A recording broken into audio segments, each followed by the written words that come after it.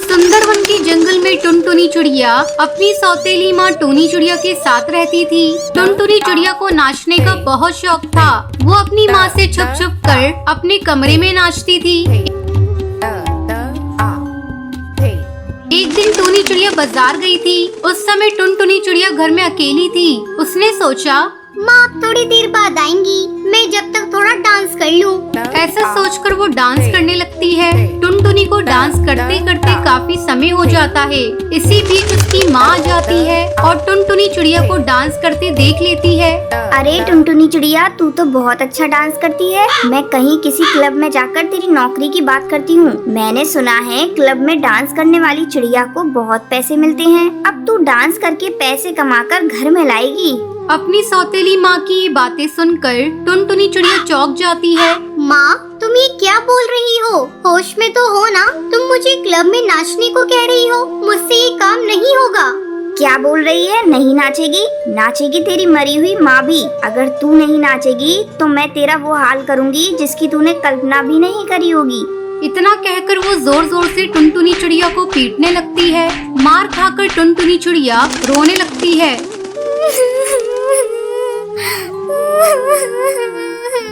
मेरी कोई भी गलती नहीं है, फिर भी माँ ने मुझे इतना पीटा है। अगले दिन टूनी चिड़िया टुनटुनी चिड़िया को कड़कनाथ सेठ के क्लब में काम दिलवा देती है। अब टुनटुनी क्लब में नाचने लगती है। उसे जो भी पैसे मिलते वो उसकी सौतेली माँ छीन लेती। इस तरह 2 महीने गुजर गए। एक दिन कड़कनाथ सेठ का बेटा कालू कौआ विदेश से पढ़ाई करके घर वापस लौटता है। तभी अपने बेटे के घर आने की खुशी में कड़कनाथ सेठ एक पार्टी देता है। उस पार्टी में टुनटुनी चिड़िया नाच रही थी। जब कालू कौआ टुनटुनी को नाचते हुए देखता है तो उस पर फिदा हो जाता है और पार्टी खत्म होने के बाद उससे कहता है, मैं आपसे दोस्ती करना चाहता हूँ। लेकिन आपकी और मेरी दोस्ती नहीं हो सकती। मैं एक नाचने वाली हूँ और नाचने वाली से कोई दोस्ती नहीं करता। मुझे माफ कर दीजिए। अरे आप ये कैसी बातें कर रही हैं? नाचना तो एक आर्ट है और मैं इसे बुरा नहीं मानता। धीरे धीरे टुनटुनी चिड़िया और कालू कौवे की दोस्ती हो जाती है। वो दोनों रोज एक पार्क में मिलने लगते हैं। कुछ ही दिनों में उनकी दोस्ती प्यार में बदल जाती है। एक दिन कालू कौवा अपने पिता से कहता है, पिताजी, मैं टुनटुनी चिड़िया से शादी करना चाहता हूँ। क्या कहा कमबख्त? क्या इसी दिन के लिए मैंने तुझे पाल पोस कर बड़ा किया था कि तू बड़ा होकर एक नाचने वाली से शादी करे? मेरे नाते रिश्तेदार क्या कहेंगे? सब मेरे मुंह पर थूकेंगे। इसमें बुराई क्या है? टुनटुनी एक अच्छी और संस्कारी चिड़िया है। अरे बेटा, तू जिसे संस्कारी चिड़िया कह रहा है वो एक नाचने वाली है। पहली बार तेरे मुंह से सुन रहा हूँ कि एक नाचने वाली भी संस्कारी होती है। मैं आखिरी बार तुझसे कह देता हूँ, अगर तूने टुनटुनी चिड़िया से शादी की तो मेरा मरा मुंह देखेगा। अपने पिता का ये रूप देखकर कालू कौवा चुप हो जाता है और अपने कमरे में चला जाता है। समय तेजी से गुजरने लगता है। एक दिन कड़कनाथ सेठ अपने क्लब में कामकाज देख रहा था। तभी उसे हार्ट अटैक आ जाता है और उस समय टुनटुनी चिड़िया वहीं नाचने के लिए तैयार खड़ी थी। जब वो कड़कनाथ सेठ की ऐसी हालत देखती है तो वो तुरंत डॉक्टर बुलबुल को फोन करती है। डॉक्टर, आप जल्दी से कड़कनाथ क्लब आ जाइए। इस क्लब के ओनर को हार्ट अटैक आ गया है। डॉक्टर बुलबुल तुरंत क्लब आती है और कड़कनाथ सेठ का इलाज शुरू कर देती है। ये मैं कुछ दवाइयाँ लिख दे रही हूँ, आप समय समय पर इन्हें देते रहिएगा। टुनटुनी दिन रात कड़कनाथ सेठ की सेवा करती है। टुनटुनी की सेवा से कड़कनाथ बहुत जल्द स्वस्थ हो जाता है। एक दिन वो टुनटुनी से कहता है, बेटी, मैं तेरी सेवा से बहुत खुश हूँ। मैंने तुझे बहुत गलत समझा। मैं तुझे अपनी बहू बनाना चाहता हूँ। क्या तू इस रिश्ते से खुश है? टुनटुनी हाँ में सिर हिला देती है। जल्द ही टुनटुनी और कालू कौवे की शादी हो जाती है। फिर टुनटुनी अपने ससुराल में खुशी खुशी रहने लगती है। सर्फ ले लो सर्फ, सस्ते में सर्फ।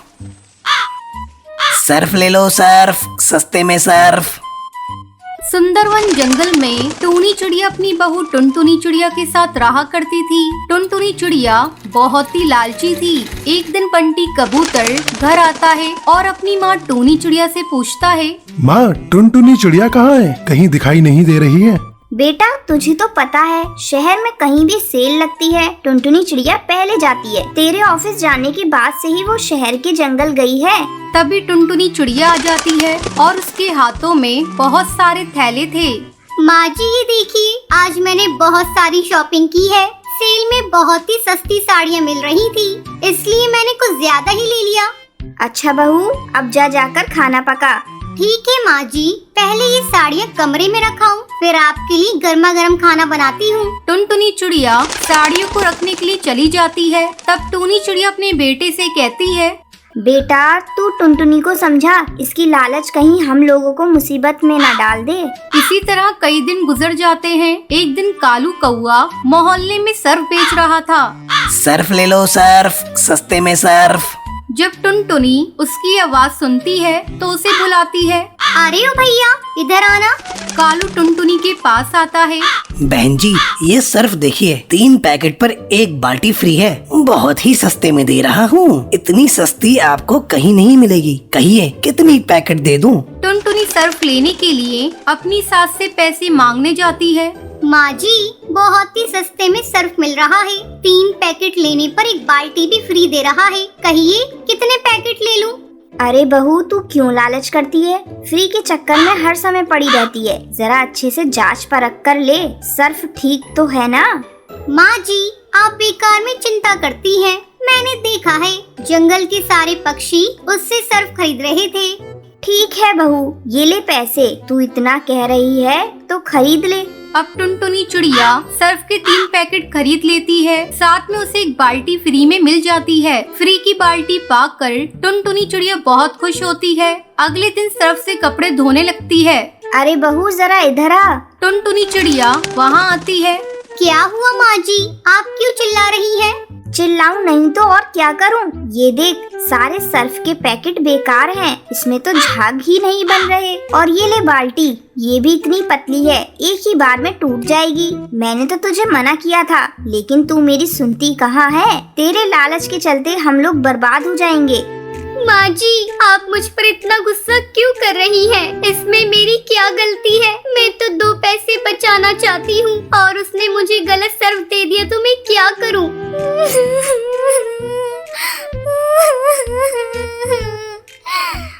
बहू तू अपना रोना धोना छोड़। तुझे पता है ना आज पड़ोसन के यहाँ शादी में जाना है। जाकर उस दिन जो तूने सेल में साड़ियाँ खरीदी थी ना, वो साड़ियाँ निकाल कर रख। आज उसे पहनकर हम सास बहू जाएंगे। ठीक है माँ जी, मैं अभी निकालती हूँ। टुनटुनी चिड़िया जैसे ही साड़ियाँ निकालती है वो देखती है।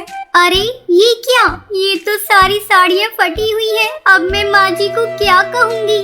तभी टूनी वहाँ आ जाती है। टुनटुनी बहू तूने साड़ियाँ निकाल दी? माँ जी ये सारी साड़ियाँ फटी हुई है। मेरे लालच के कारण ही ऐसा हुआ है। मैं आपसे वादा करती हूँ आज के बाद से मैं लालच नहीं करूँगी। ठीक है बहू, तुझे अकल तो आ गई, यही बहुत है। चल मैं तेरे साथ बाजार चलकर नई साड़ियाँ लेकर आती हूँ। उस दिन के बाद से टुनटुनी चिड़िया लालच करना छोड़ देती है। ये बात जब बंटी कबूतर को पता चलती है तो वो भी खुश हो जाता है और फिर सब खुशी खुशी रहने लगते हैं।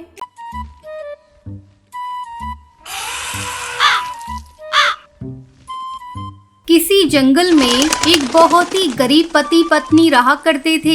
एक दिन टुनटुनी टुन्नू से कहती है, टुन्नू जी लगता है इस बार अपने घोंसले की मरम्मत करवानी होगी। चारों तरफ से घोंसला टूट फूट गया है। क्या करूं? जब भी बारिश होती है मेरा मन डर से भर जाता है। टुनटुनी मैं तो यही सोच रहा हूँ कि अपने घर की मरम्मत जल्दी से करवा लूँ, लेकिन क्या करूँ? मेरे पास अभी इतने पैसे नहीं है कि मैं घर ठीक करा सकूँ। चिंता मत करिए जी, ज्यादा चिंता करने से तबीयत खराब हो जाएगी। हम गरीबों का क्या है, 2 वक्त की रोटी भी अच्छे से मिल जाए वही बहुत है। घर ठीक करवाने के लिए तो पैसे चाहिए और वो हम लोगों के पास नहीं है। अच्छा जो होगा देखा जाएगा। ईश्वर की कृपा होगी तो जल्द ही हम लोग भी अपने मकान की मरम्मत करा लेंगे। वो लोग रोज अपने टूटे फूटे घोंसले की मरम्मत करने की बातें करते रहते थे, लेकिन वो इतने पैसे जुटा नहीं पा रहे थे जिससे वो अपने घोंसले की मरम्मत करा सके। अचानक एक दिन जोरों की बारिश होने लगती है। टुन्नू अब हम लोग क्या करेंगे? देखो ना कितनी तेज बारिश है। मुझे तो बहुत डर लग रहा है इस घोंसले में, कहीं कोई अनहोनी ना हो जाए। हमारी बेटी भी डर से बार बार रोए जा रही है। देखो जोरों से बिजली चमक रही है और बादल भी गरज रहे हैं। मुझे तो बड़ा डर लग रहा है। टुनटुनी डरो मत, जरूरी सामान बांध लो और चलो, बारिश रुकने तक भाई के घर चलते हैं। उसका घर पक्का है, वहाँ किसी बात का डर नहीं होगा। हाँ जी, आप बात तो सही कह रहे हैं। लगता है हमें भैया के घर ही चलना पड़ेगा, वही ठीक रहेगा। यहाँ रहने से तो अच्छा है। बेटी उठ, चल ताऊ जी के यहाँ चलते हैं। टुन्नू अपने बड़े भाई बंटी कबूतर के घर पहुँचता है और दरवाजा पीटने लगता है। भैया जल्दी दरवाजा खोलो, हम लोगों के ऊपर मुसीबत आ गई है। इतनी रात गए, कौन आ गया कमबख्त? आ रहा हूँ भाई, आ रहा हूँ। क्यों बार बार दरवाजा पीटे जा रहे हो? तोड़ दोगे क्या? अरे टुन्नू, तुम इतनी बारिश में यहाँ क्या करने आए हो? और ये क्या, तुम्हारे साथ तुम्हारी पत्नी और बेटी भी है? हाँ भैया, मेरा घोंसला कमजोर हो गया है। डर लग रहा है कि कहीं इस बारिश में गिर न जाए, इसलिए हम लोग आपके यहाँ बारिश रुकने तक रहने के लिए आए हैं। आप हमें अपने घर में आसरा दे दीजिए। ये क्या कह रहे हो टुन्नू? अगर मेरी पत्नी को ये बात पता चली तो वो मेरी जान खा जाएगी। नहीं नहीं, मैं तुम लोगों को अपने घर में नहीं रख सकता। जाओ कहीं और आसरा ढूंढ लो। भैया आप ये क्या कह रहे हैं? आप तो हमारे अपने हैं, बस ज्यादा देर के लिए नहीं, बारिश रुकने तक हमें आसरा दे दीजिए भैया, आपकी बड़ी मेहरबानी होगी। नहीं नहीं, मैं तुम लोगों की कोई मदद नहीं कर सकता, तुम लोग यहाँ से जाओ। ये कहकर बंटी दरवाजा बंद कर देता है। हे भगवान, ये कैसी विडम्बना है, हमें अपना ही भाई आसरा नहीं दे रहा है। भगवान जल्दी से बारिश बंद कर दो। शायद भगवान ने इस गरीब की बातें सुन ली और बारिश थम गई। वो लोग अपने घर वापस जा रहे थे, तभी रास्ते में उन्होंने देखा कि एक पेड़ के नीचे एक धनवान कौवा निराश होकर खड़ा है। क्या हुआ भाई साहब, आप यहाँ उदास क्यों खड़े हैं? हाँ हाँ भाई साहब, क्या हुआ? क्या बताऊं, मेरी हवाई मोटर कीचड़ में धंस गई है और बंद हो गई है। अगर एक रात के लिए मुझे आसरा मिल जाता तो मैं कल इसे अपने नौकर को बुलाकर ठीक करा लूंगा। अगर ऐसी बात है साहब तो मेरे घर चलिए, लेकिन मेरा घर टूटा फूटा है। अगर आपको ठीक लगे तो आप एक रात गुजार लीजिएगा। अरे बहन, आप कैसी बातें करती हैं? घर टूटा फूटा हो या पक्का हो, आप मुझे अपने घर में आसरा दे रही हैं, यही बहुत बड़ी बात है। और आपसे तो मेरी जान पहचान भी नहीं है। ये कहकर फिर वो सभी टुनटुनी के घर की तरफ उड़ जाते हैं और कड़कनाथ सेठ एक रात टुनटुनी के घर गुजारता है और अगले दिन जाते समय वो कौवा टुन्नू को अपना कार्ड देता है। ये लो मेरा कार्ड, मेरी बहुत बड़ी फैक्ट्री है, मैं आपको वहाँ पर मैनेजर की नौकरी देता हूँ। आप जैसे नेक और ईमानदार पक्षी कम ही देखने को मिलते हैं। जितनी जल्दी हो सके आप आकर वहाँ पर काम संभाल लीजिए, मैं आपका इंतजार करूँगा। टुन्नू ये बात सुनकर खुश हो जाता है और 1-2 दिन के अंदर ही टुन्नू शहर जाकर सेठ की फैक्ट्री जाता है। टुन्नू, ये लो तुम्हारे नए घर की चाबी। फैक्ट्री के पास के पेड़ पर मैंने तुम्हारा नया घोंसला बनवा दिया है, तुम आज से वहीं रहोगे। और हाँ, अपनी पत्नी को भी यहीं बुला लो। ये खबर जब टुनटुनी को पता चलती है तो वो अपनी बेटी को लेकर शहर आती है और वो सभी खुशी खुशी रहने लगते हैं। सुंदरवन जंगल में टूनी चिड़िया अपनी बेटी टुनटुनी चिड़िया और बेटा गोलू चिड़ा के साथ रहती थी। टूनी चिड़िया अपने बेटा और बेटी में बहुत फर्क करती थी। अक्सर वो अपने बेटे गोलू चिड़ा के लिए नए नए कपड़े और खिलौने लाती थी। जब वो पुराने हो जाते थे तो वो उसे अपनी बेटी को दे देती थी। उस दिन पटाखों का त्योहार दिवाली थी।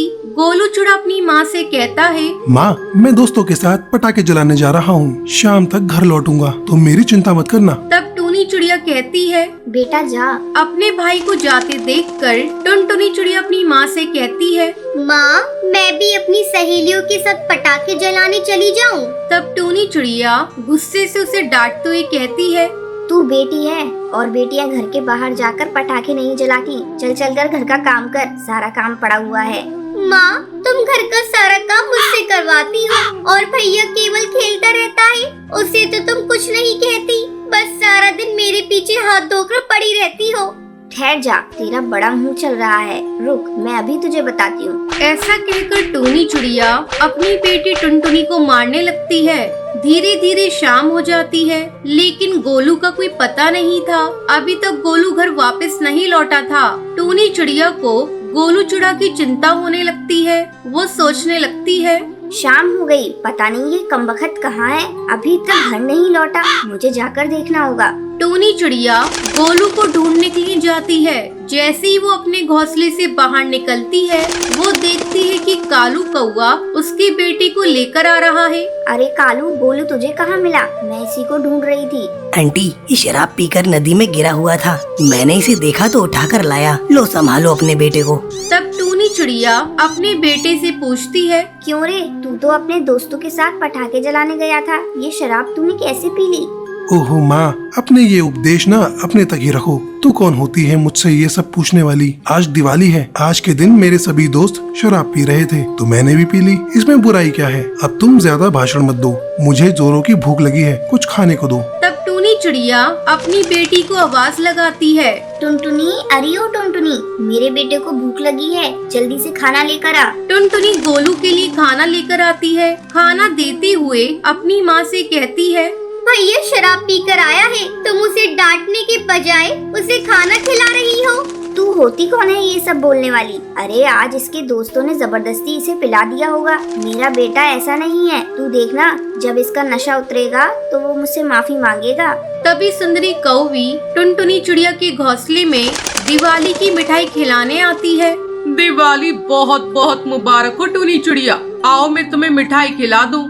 थोड़ी देर तक सुंदरी कौवी टूनी चिड़िया से इधर उधर की बातें करती है। तभी टुनटुनी चिड़िया दही भल्ले लेकर आती है और सुंदरी कौवी को देते हुए कहती है, ये लो आंटी, दही भल्ले, इसे मैंने बनाया है। सुंदरी कौवी दही भल्ले को खाती है और टुनटुनी चिड़िया की तारीफ करती है। कुछ भी कहो टूनी चिड़िया, तुम्हारे बेटा और बेटी में बहुत फर्क है। तुम्हारी बेटी बहुत ही संस्कारी है। एक दिन उसकी शादी बहुत ही अच्छे घर में होगी, लेकिन तुम्हारा बेटा आवारा पक्षियों के साथ घूमता रहता है। जरा उस पर ध्यान दो। हाँ हाँ सुंदरी कौवी, तुम ये ठीक कह रही हो। आज के बाद से मैं अपने बेटे पर ध्यान दूंगी। सुंदरी कौवी वहाँ से चली जाती है। ऐसे ही कई दिन गुजर जाते हैं। एक दिन गुस्से में कई पक्षी उसके घर आते हैं। ए चलो रे चलो, सारा सामान घर से फेंको। बेटा गोलू, उधार लेने का तो तुझे बहुत शौक था। चल अभी के अभी घर खाली कर। ये सब क्या है? आप लोग कौन हैं और ऐसे कैसे मेरे घर का सामान फेंक रहे हो? अबे तेरे बेटे गोलू ने ये घर मुझे बेच दिया है, क्या समझा? इस घर के बदले मुझे मेरे पैसे चाहिए, समझी क्या? मैंने आपको हमेशा मना किया, इसे इतनी छूट मत दो, इसे इतना मत बिगाड़ो, पर आपने मेरी एक न सुनी और आज देख लिया, घर बेच दिया है इसने। तभी टुनटुनी फोन पर जंगल के सबसे बड़े वकील जिगरबाज से बात करती है।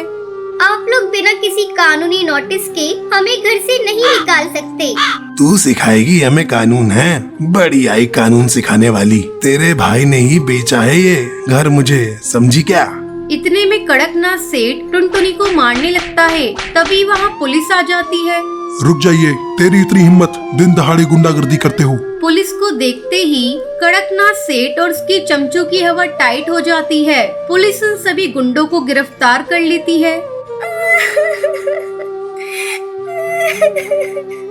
मेरी बच्ची, मैं तो तुझसे नजरें भी नहीं मिला सकती। जिस लड़की के पैदा होने पर मैंने शर्म महसूस की, आज उसी बेटी ने मेरा सर झुकने से बचा लिया। और जिस बेटे पर मैं अभिमान कर रही थी, वही आज मेरी इज्जत नीलाम करने पर तुला हुआ है।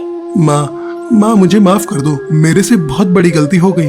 मैंने जुए के लालच में सारे पैसे बर्बाद कर दिए। इतना कहकर गोलू रोने लगता है। टूनी चिड़िया भी मच चुकी थी। संतान बेटा हो या बेटी एक समान होते हैं।